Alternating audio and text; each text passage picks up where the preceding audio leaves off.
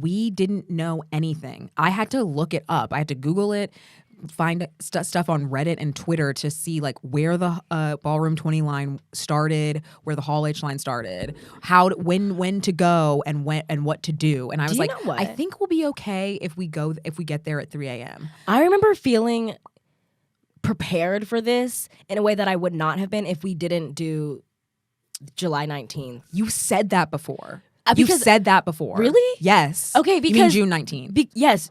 What did I say? July? You said July 19th. Because that's weird because it was June 19th and then it was July 18th.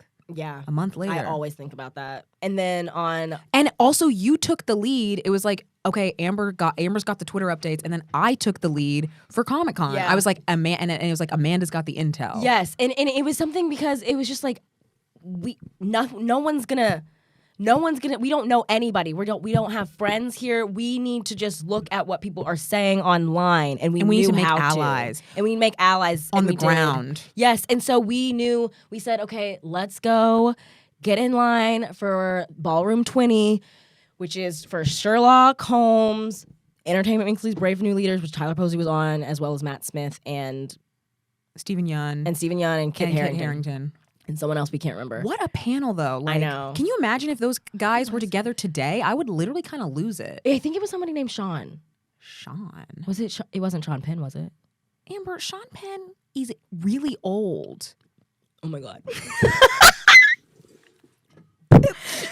What? Brave new warriors. Not brave old warriors. Oh, my God. I have no idea who I'm thinking of. Who are you talking about? I don't know. I feel like it was somebody named Sean. What were the shows? It was like Teen Wolf, Walking Dead, Game of Thrones. Like, what was this like new like Breaking Bad?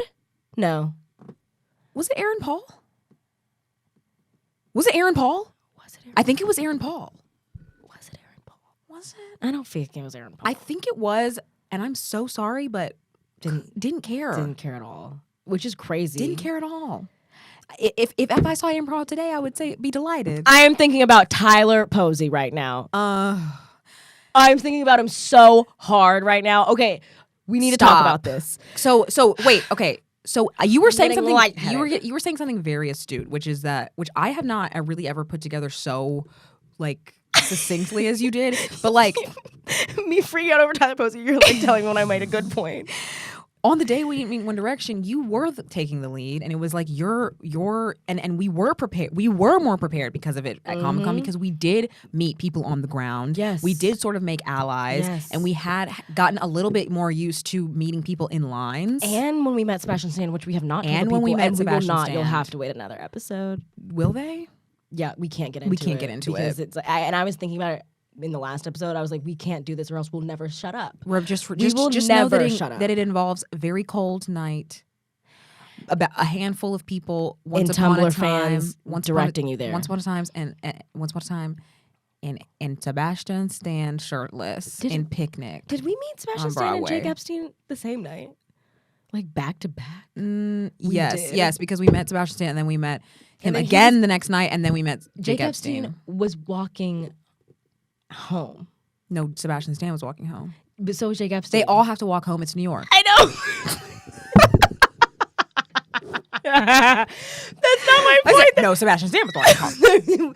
But I mean, like we didn't see Jake Epstein walk out of the door. We saw him walking home, right? Am I wrong? No, we saw him walking out the door. There was just not very many people for You're right. him. No one was waiting for him. No one was waiting for him. And you were like, "Oh my God, I love the grass." We can't talk it into never. We have to do a whole episode on meet and greets. Oh my God, you have to do a whole episode on meet and greet culture. You're asking for my death because I will hyperventilate through like 5 out of the 7 stories. Well, it's okay because it's happening. Okay, but okay. We had your intel, and then the very next month we had my intel, and I was like, "Oh, Amber used Twitter. I will use Twitter and figure out what's going on and what people do and what you need and all this stuff." And like, and we learned. We also were learning on the ground, and we were meeting people on the ground, and because there's a Hall H line, and then there's the everybody else line. Yes, and that includes Ballroom 20 exactly. And it looked like a very long line. Yes, but it wasn't. But you have to understand that people the majority of that line was going to wait in line to buy a collectible Funko Pop. Right, exactly. Like or such, quite literally. or some such. We were standing in this line as 15 and 17. Is that how old we were? Yeah. 15 and 17-year-olds. And we were listening to all of these grown men talk about the Funko Pops that they needed to put in their giant bag. That they had and I want to point out that this was like, I feel like the first time I felt like a fangirl in a nerd environment. Because like we were two really young teenage girls. Yeah. And mommy dropped us off because she had to go park the car. And so it was just us alone with all these adults. Yeah. And most of them were men. And most of them were white men. And I feel like I was a little self-conscious because I was like, they're looking at the girls that are in line and they can point out which ones are here for Teen Wolf. Mm-hmm.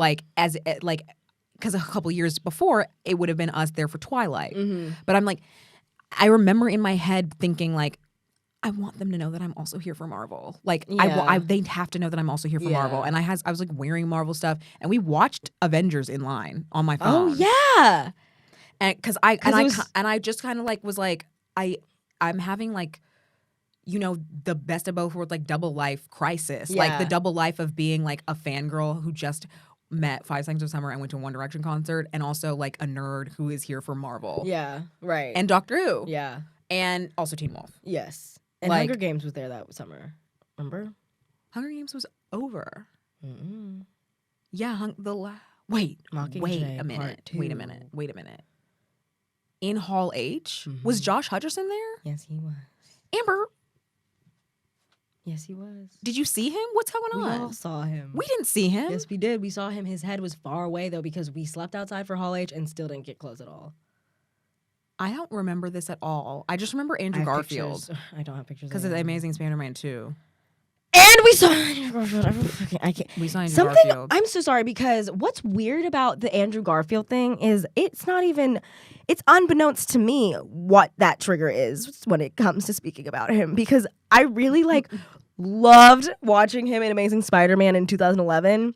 And from then on, I always think it's 2011. In 2012, and from then on, I was like, I can't handle Andrew Garfield. But it was a couple more. I can't get into this. I was about to tell you guys frame by frame how I got obsessed with it.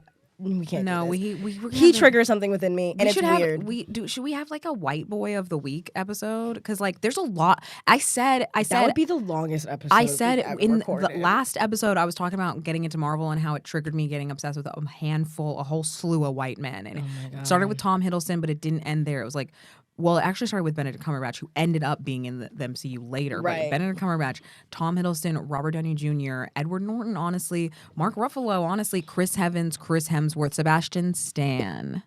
That's 8 people right there, just through Marvel alone. Oh Let's not even talk about Andrew Garfield, Tom Holland. That's 10 more. That's 10. Yeah. Did you say Chris Evans? I said Chris Evans. Okay. Did you say Chris Hemsworth? I said Chris Hemsworth. Okay. And this is just through one universe. This is just through one cinematic universe, okay? Like, they're so handsome. You know what? I will not be embarrassed. I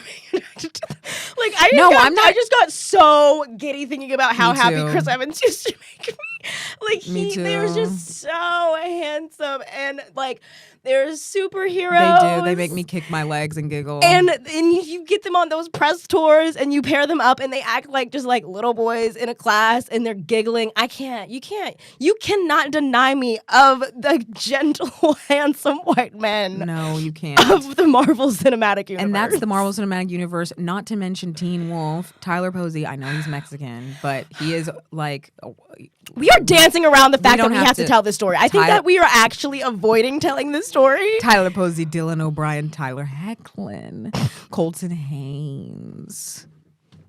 Who else? Daniel Sharman. I think that's it. There's only 5 for me. I feel like 5 white boys on there to me. And Dylan O'Brien's at the top, and then it's Daniel Sharman for me. And then Tyler Posey's like honestly in his own class because I'm like, listen, y'all. So we were in line. So we're in line. Sinister. We're like, oh, we're gonna be so far back, like because there's so many people here. We should get here earlier tomorrow night. It's 3 a.m. We finally the line. They let the line in, and they let everybody in who's not going to Ballroom 20, and they lead us up through Ballroom 20 upstairs. You go up the escalator, and then you get in those tents, those white tents outside the chutes, and then you have to wait even longer to be let into the actual air-conditioned. We got there at 2. Hall. This point, it's like 5 a.m. and the sun is like slowly rising.